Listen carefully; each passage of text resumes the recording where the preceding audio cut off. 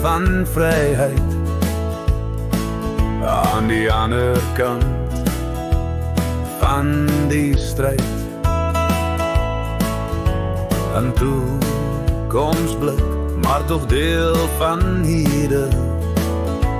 Toekomstige geluk, die lewe se rede, die lewe se tyd,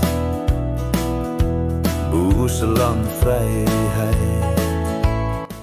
Dag vir dag 'n geveg vir ons mense, deur ons mense, Boersland. Hierdie is 'n dubbelbed kombers. Dit is 'n 4-kleur, soos wat julle seker sal sien. Hierdie kombers gaan opgevuil word en vriende mag hulle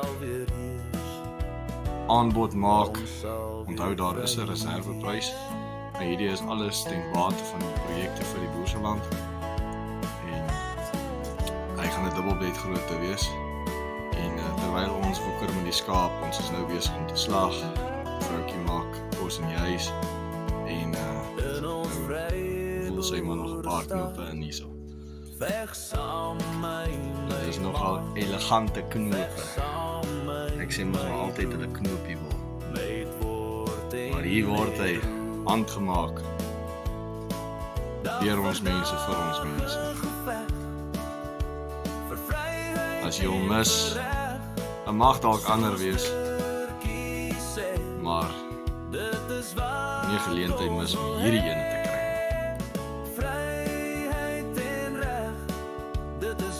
Ons sal julle die vordering deel soos wat dit aangaan.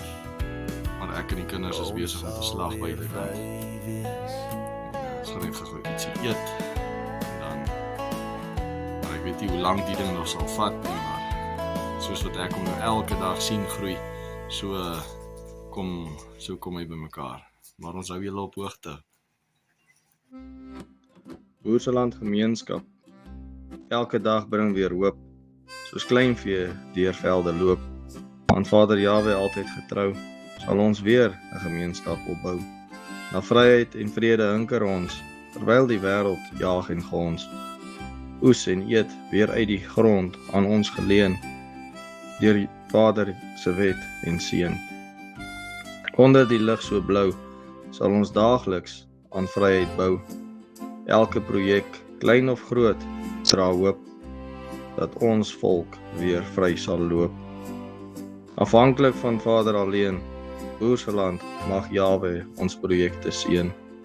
Dit vat 'n klein klimpie om 'n reus plat te slaan. Uit 'n klein vlam kan 'n veldbrand ontstaan. Raak betrokke en doen jou deel vandag. Moenie uitstel en moenie wag. En nou daar sit hulle. Dis nou amper 12:30.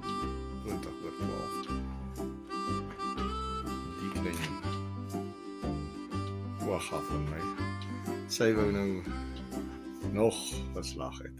Ons sou net 2 geslag het, maar sy wou nou graag deurdruk om die ander op te slag.